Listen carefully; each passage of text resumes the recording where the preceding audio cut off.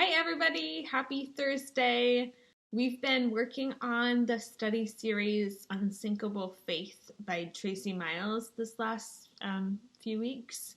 And so far, we've taken a pretty in depth look at the sinking part of this work and what causes us to sink. We've done a lot of talk about negative thinking and the patterns that we fall into.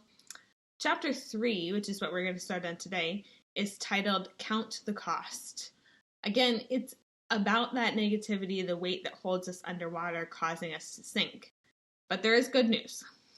Number 1, none of this is intended to make us feel bad or to spend more focus on the negative aspects of our life. The purpose of of talking about all this negativity is to give us the motivation to do the upcoming work. And number 2, the real work is starting soon. It starts in the next chapter, and we're going to start talking about how we're going to change our thinking and what we're going to do to prevent us from sinking. This chapter starts with a really sweet story, and one that many of us may have had experience with in relations to our older generations. And here's how it goes. She was 92 years old, petite and poised, sporting perfect makeup and cute outfits every day of the week. Her husband of 70 years had recently passed away, and she now had no other choice but to move out of the home she had always known and into a nursing home. On the day of the move, after patiently waiting in the lobby of the nursing home for quite some time, a smile washed over her face when a staff member told her that her room was finally ready. As the elderly woman carefully maneuvered her walker to the elevator and shuffled her feet behind it, the nurse explained to the woman what her room looks like. She described the dainty eyelet curtains on the window, the fresh white sheets on the bed, and the flower vase on her nightstand with yellow sunflowers in it. She started to say more, but the woman interrupted her and enthusiastically exclaimed, "Oh, I love it already." The nurse chuckled and reminded her she hadn't even seen the room yet, to which the woman quickly responded with this profound statement. The elderly woman leaned in close and said, "I don't have to see it, honey, because happiness is something you decide on ahead of time. Whether I like my room or not doesn't depend on what it looks like, what the window view is, how it smells, or if I like the curtains. You see, I have already decided to love it and be happy in it, no matter what." The old woman continued, "Happiness is a decision I make every morning when I wake up. I have a choice. I can spend the day in bed thinking about how my body doesn't work anymore like it used to, or I can be thankful that I'm still alive. I can focus on the difficult times I've been through and the loss of those I loved, or I can choose to be happy for what today will bring and find joy in God and the people who surround me. Each day is a gift, and as long as my eyes open, I can choose to focus on the new day and all the happy memories I've tucked into my heart just for this specific time in my life." It's a sweet reminder that in order to be positive and optimistic and have a happy outlook on life, we have to choose not to let the seeds of negativity and bitterness plant themselves in our thoughts. We have to focus on the good things God has placed in our life, even the littlest of blessings. It's a purposeful, daily, conscious choice to be positive. So when we allow life circumstances or other people to hold that key to our joy, we always risk losing it. It's like a physical key that we give to somebody else. We no longer have control over what happens to it. But instead of living acutely aware of the blessings God bestows on us each day, we may instead go through life feeling unhappy, sad, disappointed, or dissatisfied with how life has turned out. For today, let's take a closer look on what happens when we succumb to this negativity and pessimism. First up is the cost to our relationships. Negativity is costly and carries the threat of destroying family relationships, friendship, work relationships, even churches. When we're held hostage by negativity, we wonder why everyone else has it easier than us. It can cause us to miss out on being a blessing to others because we're so focused on ourselves and our long list of issues. We may even inadvertently become such a negative person that other people avoid us. Be aware of how your negative thinking impacts your relationships. As I said, it can even impact our churches. Our negative thinking can even impact our churches and maybe the relationships we have inside the church with each other, but also maybe the relationships we have with people who come into our church. And we really should be aware of how we're presenting ourselves and what we're focusing on, because others can tell if we have that thought of negativity or if we've got that air of negativity that surrounds us. Next up is the cost to our hearts. God knows the havoc negativity and pessimism can weigh in our lives. And I believe that's why there are so many beautiful scriptures about being aware of what we put into our hearts and minds. God knows long-term negativity eventually leads to bitterness, which can not only consume our minds, but also harden our hearts and change who we are. This is exactly what happened to Naomi in the book of Ruth, which is one of my favorites. Many know the story, but here's a little recap for everyone, just in case. Naomi was married to Elimelech, who was a very wealthy man because of the rich agricultural area they lived in Israel. Naomi had everything she could possibly want. Life was full. In fact, her name actually means pleasantness. But in the book of Ruth, we learn Naomi lived during a very difficult time. It was considered the time of Judges, which according to the scripture was a time of chaos. Judges 17:6 says, "In those days Israel had no king. All the people did whatever seemed right in their own eyes." Those days describes a period of 400 years of dark days and oppression. Because God's people did not follow his law and worshipped idols, God sent a famine across the land. And so Naomi, her husband, and her 2 sons moved to Moab. Her sons both married, but over the next 10 years, the sons and her husband died, and all Naomi had left were her 2 daughters-in-law. Things continued to go downhill from there. In biblical times, it was considered a social and economic tragedy to lose your husband to death. If you were a childless widow, unable to provide for yourself, maintain a family estate, or pay off debts, you were dependent on other people and family members to meet your needs. All of Naomi's remaining blood relatives lived miles away in her hometown of Bethlehem. Her heart was surely crushed under the weight of her thoughts, feelings, and overwhelming emotions: anxiety, worry, stress, fear, grief, disappointment, sadness, anger, hopelessness. And those feelings drove her attitudes and behaviors. Naomi decided to return to Bethlehem as the country was rebounding from the famine, and her 2 widowed daughters-in-law, Orpah and Ruth, decided to go with her. But 4 miles into the journey, after Naomi apparently had plenty of time to process all her circumstances and hardships, she stopped and encouraged the 2 women to turn back and remain in Moab. She said that she would travel alone to Bethlehem. Naomi went on to tell her daughters-in-law, "Things are far more bitter for me than for you, because the Lord himself has raised his fist against me." The Message translates this verse to say, "This is a bitter pill for me to swallow, more bitter for me than for you. God has dealt me a hard blow." I can certainly relate to Naomi's feelings, and maybe you can too. When life deals us a hard blow, it's difficult not only to think positively, but to stay positive. When the bank account is drained, a child is rebelling, a divorce becomes final, a loved one dies, a job ends, a friend betrays you, or a health problem strikes or worsens, it can seem utterly impossible to think positive thoughts. It's tempting to allow our circumstances to cause us to feel angry and frustrated and become bitter and start to spew our negativity to those around us.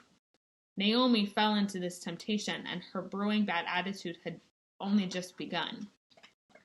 Orpah did turn back to Moab, but Ruth stayed with Naomi, and the two continued on their nearly 60-mile journey, which was filled with treacherous terrain. As they walked and walked, day after day, I imagine Naomi had plenty of time to think and mentally replay all the heartache and loss she had endured. And remember, whatever we focus our thoughts on will always grow in our minds. Upon Naomi's arrival to Bethlehem, we see evidence of this overthinking in the bitterness of Naomi's words. When they came to Bethlehem, the entire town was excited by their arrival. "Is it really Naomi?" the woman asked. "Don't call me Naomi," she responded. "Instead, call me Mara, for the Almighty has made life very bitter for me. I went away full, but the Lord has brought me home empty. Why call me Naomi when the Lord has caused me to suffer and the Almighty has set a tragedy upon me?" Ruth 1:19-21. Instead of embracing her friends when they all ran up to welcome her back, Naomi quickly spewed her negativity, informing them not to call her Naomi, but to call her Mara instead. Hebrew in origin, the name Mara literally means bitter. Naomi's negative thoughts not only caused her heart to become bitter, but they influenced her to go as far as to change her name to bitterness, just to make her negativity official.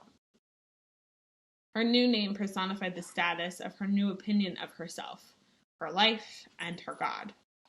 Naomi had been on an expedition back to the Promised Land, but her negativity had cost her big time. Physically, she arrived in the city of Bethlehem, but mentally she arrived on the shore of toxic negativity. The author says this: "I found myself on that same shore, and maybe you have too. It's not a fun place to be. My desire to avoid landing there again is exactly what compels me to want to hang on to the hope and put my faith in God, even when life deals a hard blow." So all of this is our push to motivate ourselves to want to do this change, to not want to go back to the shore of negativity. Finally, we should consider the cost to our health and well-being. Like Naomi, we may think that we're justified in being upset and negative, and consequently we can become blind to the toll it takes. Negative thinking not only hurts our relationships, our attitudes, but it also affects our bodies. When we choose to think negative thoughts, we push our bodies into a state of physical and mental stress and distress. What we all too often fail to realize is that negativity can actually be a physical detriment as well. The American Medical Association reports that 75% of all illnesses, from the common cold to cancer, in addition to 75 to 98% of all visits to primary care physicians, can be linked back to stress-related factors in the patient's lives. You probably feel the effects of stress on your life. Pain in your body, exhaustion, gaining, losing weight. We all have those things that trigger our stress levels and cause our bodies to start feeling poorly. Sometimes we recognize these and we know, I've been really stressed lately. This must be why I am feeling kind of sick. But other times, that negativity is so ingrained into us and it causes our stress and we don't even realize the effect that it's having. So after examining the cost to our lives, in our relationships, to our health, you get to choose what you're going to gain or lose. Dr. Caroline Leaf, a cognitive neuroscientist with a PhD in communication pathology specializing in neuropsychology, wrote a popular book titled Switch on Your Brain. In it, she reveals that because we're constantly reacting to circumstances and events, our brains become shaped by the process of our thoughts and reactions. If we think positively, the physiological aspects of our brains change in healthy ways that help us move forward towards a positive quality of life. Yet if we think negatively, our brains are changed in unhealthy ways, causing us to feel and act negatively, which steers us towards a more negative quality of life. This cycle shapes and designs our brains and consequently affects the health of our minds and bodies. Leaf also found that people who regularly meditate on scripture and have developed a disciplined and focused thought life have increased intelligence, wisdom, and a feeling of peace. There's a huge power thinking has, but it's our choice to use that power. I love how this research supports what we're told repeatedly in the scriptures. We can transform and renew our minds if we choose to. Romans 12:2. God loves his own and listens intently and tenderly to the cries of his children. Psalms 34:15 reminds us of that promise. The eyes of the Lord are on the righteous, and his ears are attentive to their cry.